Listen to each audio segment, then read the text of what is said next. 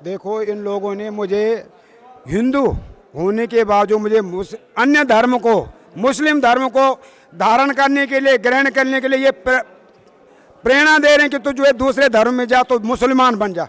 तो क्या मैं मुसलमान बन जाऊं? और मैं कहता हूं कि जो वो धर्म बदलने वाले हैं या जो हिंदू धर्म बदलता है वो इसी कारण से बदलता है, उसको इसी प्रकार से परिताड़ना उसको की जाती है और तब जाके वो अपना धर्म छोड़ता है और फिर जाकर के मुस्लिम बन जाता है या ईसाई बन जाता है। मैं भी कहता हूं कि मैं भी यदि हिंदू मुस्लिम बनूं या ईसाई बनूं, अब क्योंकि इन्होंने मुझे कहीं का राह छोड़ा नहीं है। एक धर्म गुरु को, एक ब्राह्मण को इस प्रकार से इन्होंने जो है आरोप लगा दिए, तो मेरे पे तो दो ही रास्ते बनते हैं, यदि मैं मुस्लिम बन जाऊं या मैं ईसाई बन जाऊं।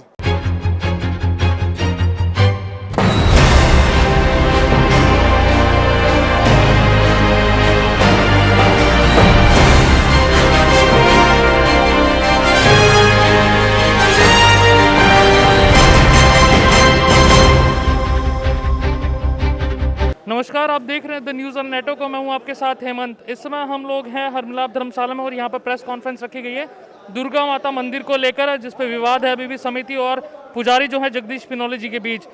थमता हुआ दिख नहीं रहा है। आज उधर से प्रेस कॉन्फ्रेंस की गई थी समिति की तरफ से और नया जो पुजारी है वो अपॉइंट कर दिए गए थे। जगदीश पिनोले जी, क्या दिक्कत है आप लोगों के बीच आ रही है समिति और आपके बीच कि ये परेशानी आपको देखनी पड़ रही है? देखिए, ऐसा है कि जो इन लोगों की बात सुनेगा वो समिति में रहेगा या मंदिर में रहेगा। जो इनकी बात नहीं मानेगी, इनकी नाजायज जो बातें हैं नहीं मानेगा, वो न मंदिर रह सकता है न मंदिर आ सकता है, चाहे वो भक्त है, चाहे वो पंडित है, चाहे वो समिति के सदस्य हैं, क्योंकि उन्होंने इससे पहले 2 सदस्यों को निकाल चुका है। एक अंकुश गुप्ता जी हैं, वो भी यहीं पे उपस्थित हैं। एक हमारे भाई साहब बलराम सोनकर जी हैं, उनको भी निकाला है। और जो इनसे मांग कर रहे हैं कि बताओ तुम्हारा जो है 22 साल का चंदा कहाँ है, 22 साल की रसीदें कहाँ हैं, अब ये कह रहे हैं हमें 25-30 होने चाहिए। हमारे भक्तगण ये कहते हैं कि होनी चाहिए कम से कम 2.5 करोड़ रुपए, 2 करोड़ रुपए। ये बता रहे हैं 25, 30, 35, 40, 50 लाख रुपए, बाकी पैसा इनका कहाँ गया। और इनकी संपत्ति की भी जाँच की जाए, मेरी संपत्ति की भी जाँच की जाए। जो इन्होंने मेरे ऊपर आरोप लगाए, निराधार आरोप लगाए, मैं निश्चित रूप से मानहानि का दावा करूँगा, कोर्ट जाऊँगा।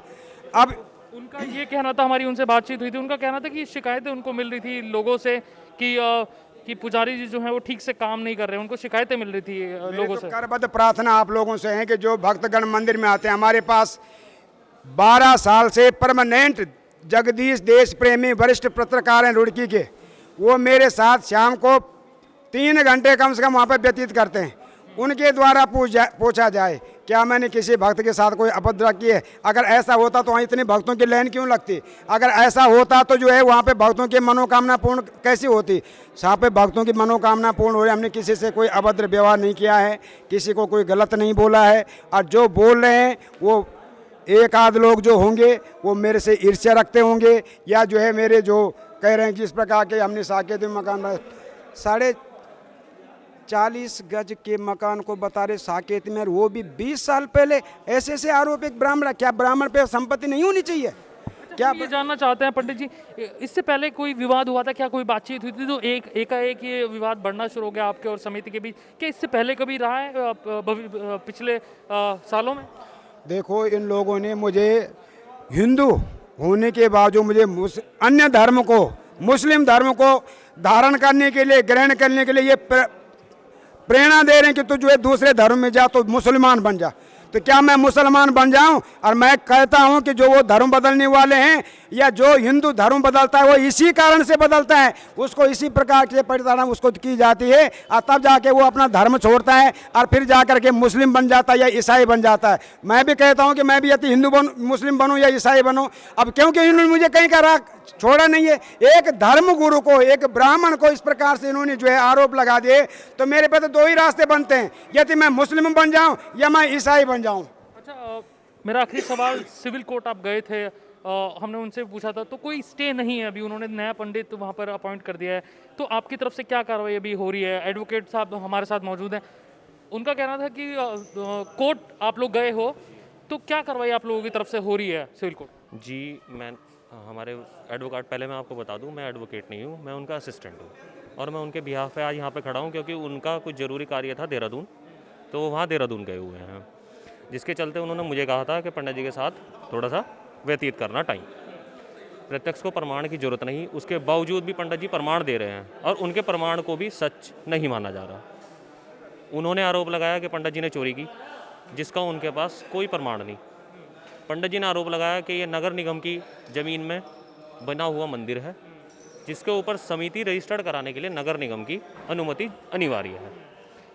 एसडीएम जी के सबसे पहले ये लोग एसडीएम के यहाँ गए, वहाँ उन्होंने कोई कागज़ समिति से लगता हुआ नगर निगम ने जो भी इनको दिया हो वो इन्होंने नहीं लगाया। नगर निगम ने इनको 1993 में ये प्रस्ताव पारित किया था कि यहाँ पे मंदिर बनेगा, समिति का कोई वो नहीं था।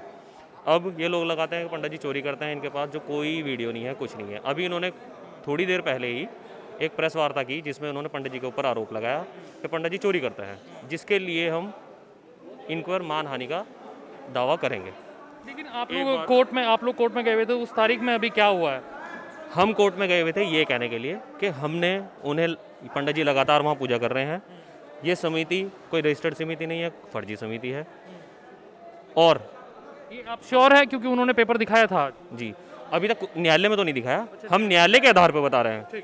जी, हमने जो न्यायालय में अपने केस लगाया था इनकी तरफ से, आज जिसमें तारीख थी, ये लोग नहीं प्रेजेंट हुए क्योंकि इन्हें आज वहाँ कागज़ दिखाने चाहिए। तो अब तक न्यायालय के आधार पे मैं ये बोल रहा हूँ, क्योंकि हमारे पास तो नहीं आया, तो हम तो यही मान के चलेंगे। जिस चीज़ का हमें नहीं पता तो हम वो मान के चल रहे हैं।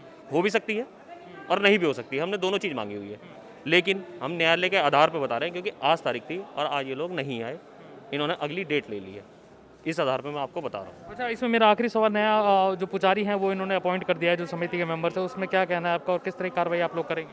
मैं तो उसमें ये चाहता हूँ कि मुझे ये चीज़ बता दीजिए, जो चीज़ न्यायालय में चल रही है उसका समाधान करने वाला आम जनता कैसे हो सकती है? मेरा सबसे ये प्रश्न है। मेरा यहाँ की पुलिस व्यवस्था से भी ये प्रश्न है, यहाँ के आम जनता से भी ये प्रश्न है कि कोई चीज़ अगर न्यायालय में ऑर्डर होनी है, न्यायालय में जिसका समाधान निकलना है, उससे पहले कोई भी कार्य कैसे हो सकता है? हम पंडित जी को, उनको ये नहीं कह रहे कि हाँ आप पंडित जी आप पूजा करें या ना करें, लेकिन वो लोग लगातार हमारे पंडित जी को वहाँ पूजा करने से रोक रहे हैं। जी, बहुत बहुत शुक्रिया सर हमें समय देने के लिए। यहाँ पर जो पुजारी हैं दुर्गा मंदिर के, उन्होंने प्रेस कॉन्फ्रेंस की है और ये कहा है जो आरोप लगे हैं इनके ऊपर चोरी के, वो इन्होंने बताया कि भाई कोई किसी तरह की चोरी नहीं हुई, सिर्फ आरोप प्रत्यारोप लगाए जा रहे हैं और जो समिति के मेंबर्स हैं उनके द्वारा ही ऐसे कार्य किए गए हैं। ये इस तरह की बातें यहाँ पर प्रेस कॉन्फ्रेंस में हुई है। लेकिन प्रशासन का काम है, न्यायालय का काम है इसमें जजमेंट देना। आप किस तरह से देखते हैं इस मैटर को, प्लीज़ हमें कमेंट सेक्शन के माध्यम से ज़रूर बताएं। अगर ये वीडियो आप फेसबुक पेज पर देख रहे हैं प्लीज़ फॉलो कीजिए हमारे पेज को, शेयर कीजिए इस वीडियो को, और यूट्यूब चैनल पर देख रहे हैं तो प्लीज़ सब्सक्राइब कीजिए। कैमरे पर है हमारे साथी शिवम, बने रहिए द न्यूज़ ऑन नेटवर्क के साथ। शुक्रिया।